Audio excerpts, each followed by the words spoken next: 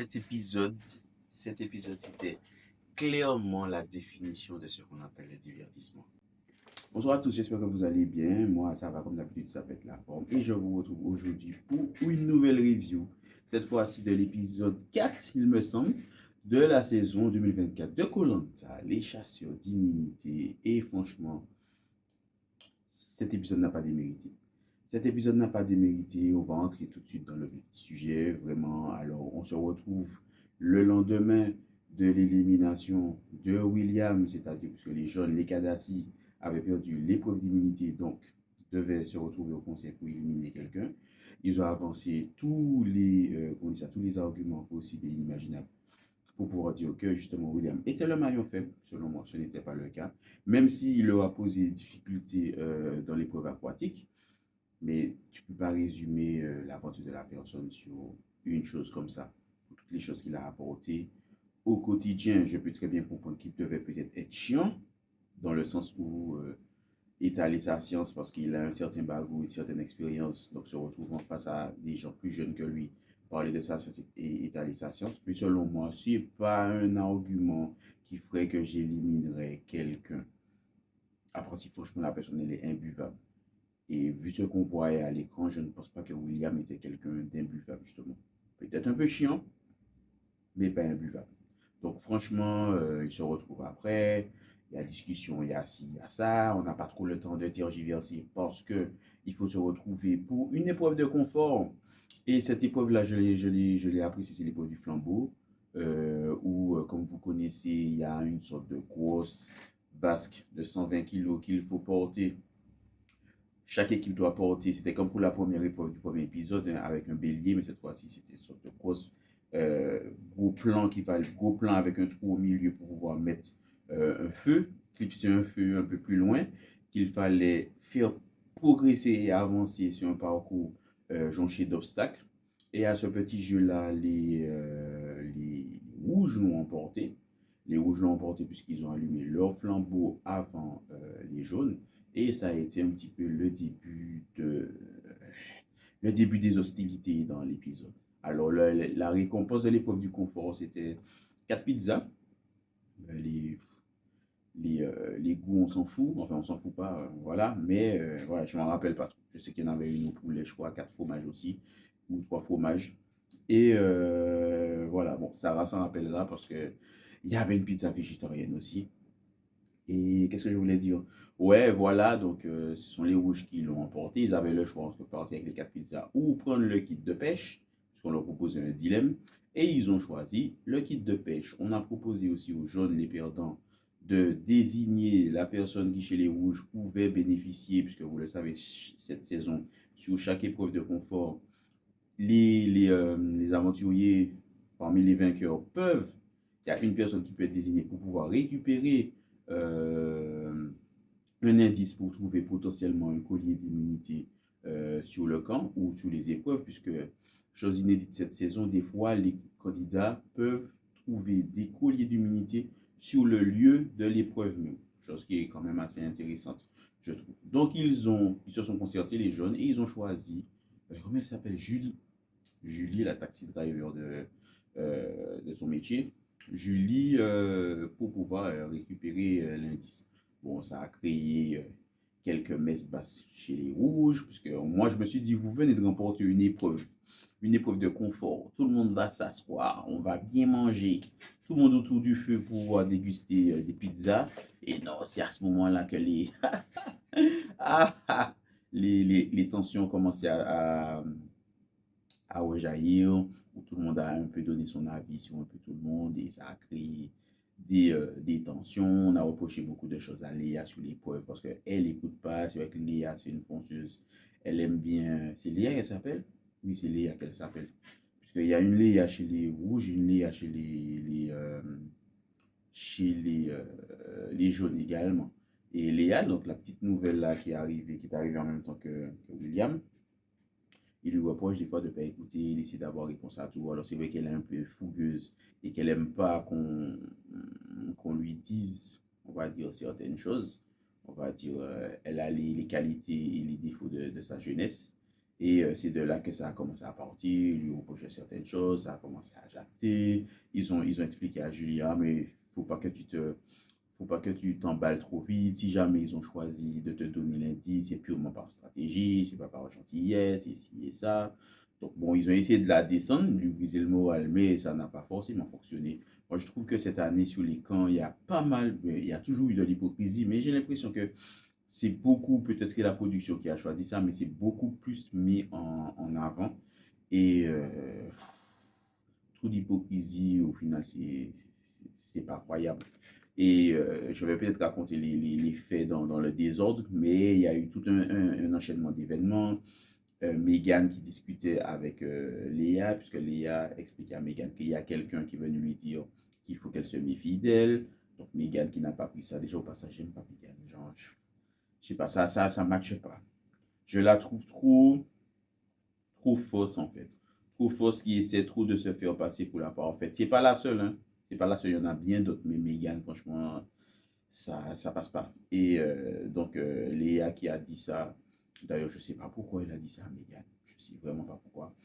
Meghan qui était pas contente, donc qui a rassemblé les gens sous le camp pour dire que, ouais, justement, il y a Léa qui est venue me dire aussi, et ça, nanana, que la personne se dénonce, ici et ça.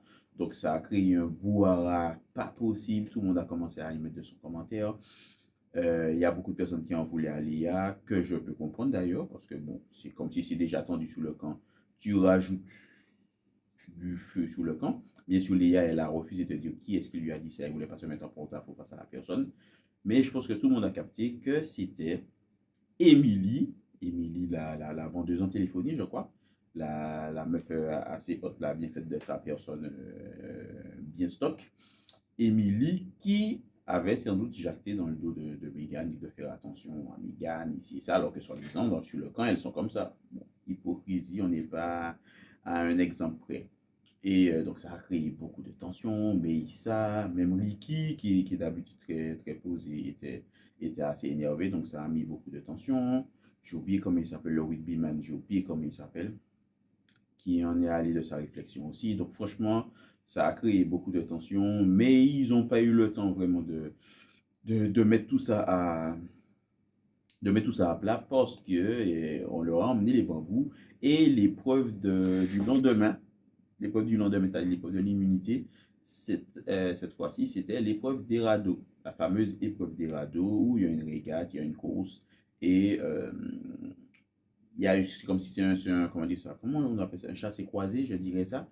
Et l'équipe qui réussit à rattraper l'autre équipe et qui récupère le flambeau, en fait, c'est le flambeau, le fanion, les deux fanions, ils ont gagné. En fait, c'est à peu près ça l'épreuve, mais il faut d'abord construire le radeau. Et là, ça a été la deuxième salle de divertissement.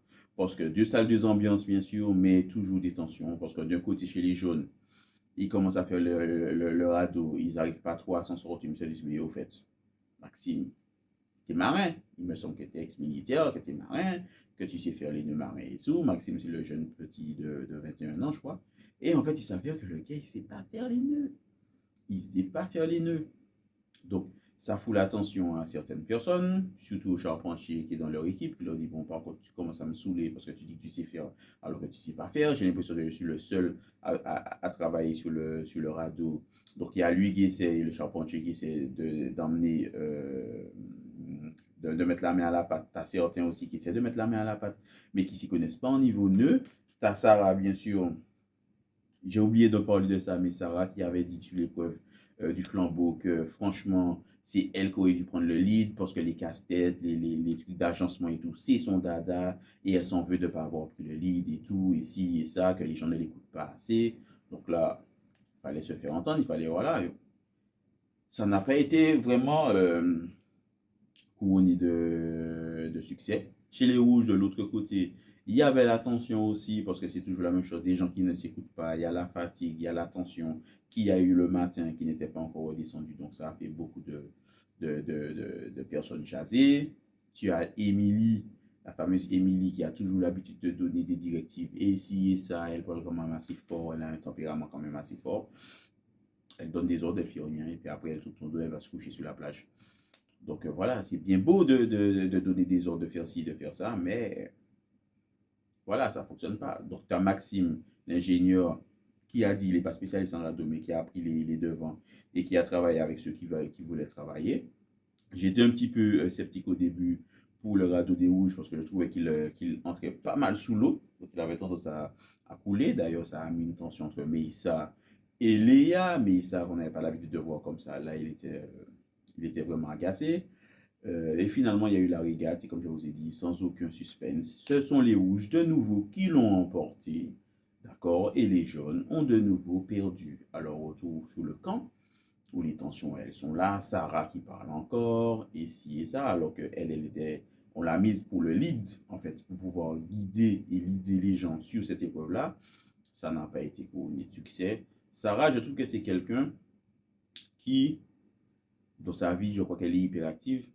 Elle veut peut-être bien faire, mais je la trouve,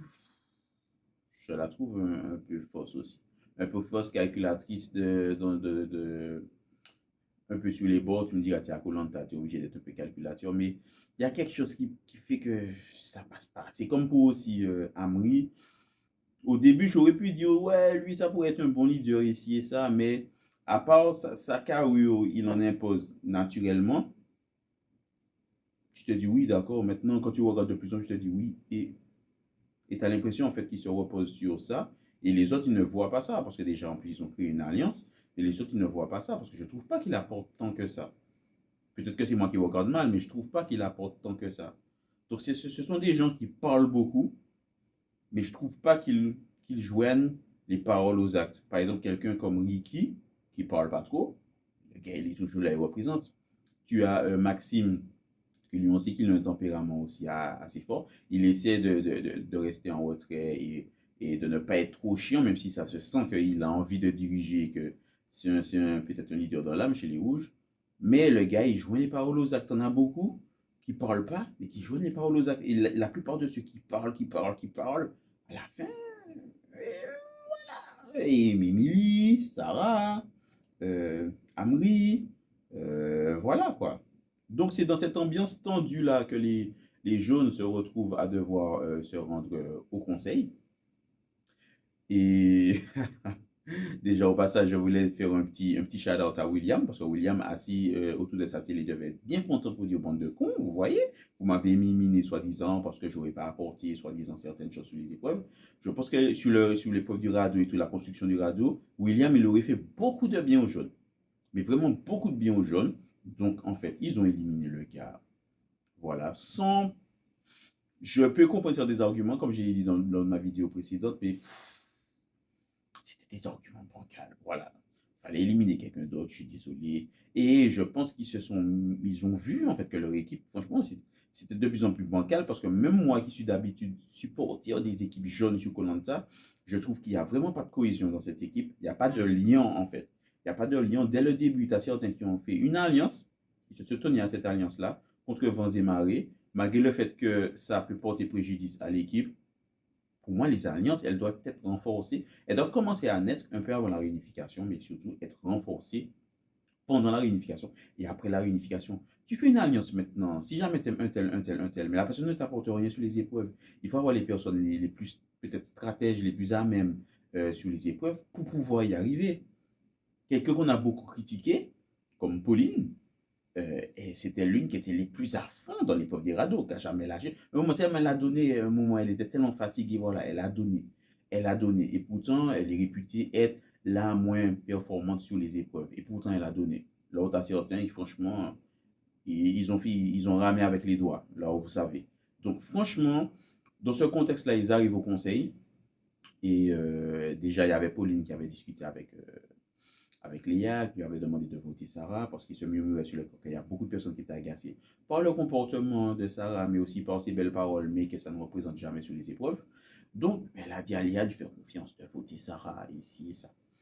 Donc, on pouvait partir en se disant, bon, il y aura sans doute un duel Sarah-Léa lors du conseil, ou Sarah-Pauline. Et donc, on arrive au conseil, on commence à discuter, et ci et ça. Et on pose, Denis, comme d'habitude, pose les questions qui fâchent, les questions qu'il faut pour pouvoir coller l'abcès. Et le premier à parler, à vider son sac, mais vraiment quand on parle de vider son sac, c'était vraiment ça. C'est comment il s'appelle mince. Alexis, ouais, le petit jeune là. Alors là, il a déballé. Il a dit tout ce qu'il avait sur le cœur. Commencé à dire que c'est une équipe d'hypocrites, qu'il n'y a pas de cohésion, qu'il n'y a pas de cohésion, que la cohésion elle est malsaine, que c'est d'hypocrites. On est tous une bande d'hypocrites. Et si ça, il commence à donner pour Sarah. Sarah en prend pour son grade. Amri en prend pour son grade. Je ne me rappelle pas qui d'autre a pris pour son grade. Et il y avait le charpentier à côté, j'ai oublié comment il s'appelle. Je lui ai dit qu'il s'appelle Sébastien, je crois qu'il s'appelle Sébastien, qui dit non, je suis désolé, tu ne peux pas venir dire ça, parce que toi, tu t'es permis de dire aussi, tu n'as pas représenté là, tu t'es permis de dire ça, tu n'as pas représenté là. Et Alexis dit, ben justement, heureusement que je le dis ce soir, parce que si jamais je n'avais pas dit tout ça ce soir, je n'aurais jamais su ce que vous pensez, ce que vous pensez de moi. Donc, ça fait, voilà, j'ai peut-être bien fait d'avoir, on va dire, mis un coup de pied dans la fourmilière. Et tout le monde a pour son grade. Amri qui joue les surpris, puisque en fait, Alexis a dit qu'Amri, on a l'impression que c'est le roi sur le camp, qu'il est intouchable et qu'il ne représente pas forcément sur les épreuves. Ce que, comme j'ai dit, est vrai. Sarah qui veut toujours prendre le lead et ci et ça, mais c'est pas bien l'idée, ce qui est vrai aussi. Et on pose la question à Pauline. Pauline qui dit qu'elle est d'accord en grande partie avec ce que dit Alexis, puisque, comme je vous disais, ils ont créé une alliance et c'est contre vents et marées qu'il y a cette alliance-là qui va. Et même si tu as des gens qui sont vaillants sur les épreuves et qui donnent tout pour les épreuves, comme ils ne font pas partie de l'alliance, eux, il faut les éliminer. Et elle a dit qu'elle aurait dit ça, mais elle n'aurait pas dit ça comme ça. Et je suis d'accord avec elle dans le sens où elle aurait dit comme Alexis, mais pas comme ça, parce que vous connaissez le proverbe qui dit euh, faire ses raisons passer pour ses torts. Ben, c'est exactement ça. Alexis, il avait 100% raison sur toute la ligne. Il n'est pas exempt de tout reproche non plus, parce que c'est lui qui critiquait beaucoup William et qui a contribué à l'élimination de William. Hein. Et c'est lui qui disait, ouais, il nous a dit qu'il sait nager, mais bon, c'est pas nager, mais tu as dit que tu savais faire les nœuds, mais bon, tu savais pas faire les nœuds. Donc il y a de ça aussi, il ne faut pas oublier. Mais il avait raison dans le fond sur tout ce qu'il a dit. Mais on dit souvent, des fois, tu fais passer tes raisons pour tes torts. Si tu sors la sulfateuse au mauvais moment, ou il y a un proverbe qui dit aux Antilles en Martinique, ou en mi-temps l'en met au cas jouer maman Richien, eh bien, c'est la même chose. Qui donne un conseil. Un moment où peut-être tu as d'autres personnes qui étaient sur la selle. Bon, toi, on aurait pu parler de toi, mais tu n'étais pas vraiment en danger. Tu décides de sortir la sulfateuse comme ça, les gens se disent, ah bon, ben, moi qui ai voté contre tout. Donc, c'était le moment des votes. Pauline a décidé de sortir le collier d'immunité qu'elle a gagné, qu'elle a trouvé lors de l'épisode précédent. Et dans ce collier-là, ça permettait de la protéger elle, mais aussi de protéger une autre personne. Donc, tout naturellement, elle a décidé de protéger Léa, d'accord, parce qu'elle avait peur pour sa copine, protéger Léa. Et en fait, son plan à elle, c'était de faire ressortir les défauts de Sarah pour que Sarah puisse sortir, pour que plusieurs personnes votent contre Sarah et que d'autres personnes votent contre Léa et qu'au moment du dépouillement, Léa soit protégée et que ce soit Sarah qui sorte. Sauf que Alexis est arrivé, il a sorti la sulfateuse au pied des moments, comme je vous ai dit, et il a tout déballé, déballé, déballé, déballé. Et en plus de ça, qu'il déballe tout ça, il vote quand même contre Léa. Au moins, à la limite, mettez anti-vote contre Sarah. Au moins, non. Tu votes contre un machin. Tu votes contre Léa. Donc, au final, Léa ou Pauline, je crois qu'elle a voté. Donc, au final, se retrouvé à avoir les votes de Léa qui n'ont pas été comptabilisés. Il y a eu Sarah. Et des gens ont voté contre Alexis. Et Alexis a eu le plus de voix contre lui. Donc, il a été éliminé. Donc, voilà, on va devoir se coltiner encore Sarah là, c'est la semaine prochaine. Je ne sais pas comment ça va se passer puisque je ne regarde pas les previews. Mais franchement, cet épisode-là, il a été très divertissant. Il a donné beaucoup d'enseignements sur le futur. Il a fait ressortir le bon, mais aussi beaucoup le mauvais chez certaines personnes. A fait le masque de certaines personnes tomber aussi.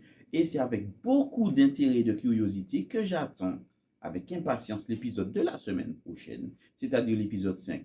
Vous, en commentaire, n'hésitez pas à me dire ce que vous avez pensé de cet épisode-là. Si vous êtes d'accord avec moi sur mon analyse, si vous n'êtes pas d'accord avec moi. N'hésitez pas à le faire comme d'habitude, on peut très bien échanger dans le respect et la bonne humeur. Moi, je vous dis de passer une bonne soirée selon l'heure où vous regardez ou une bonne journée. C'était Carou. Peace.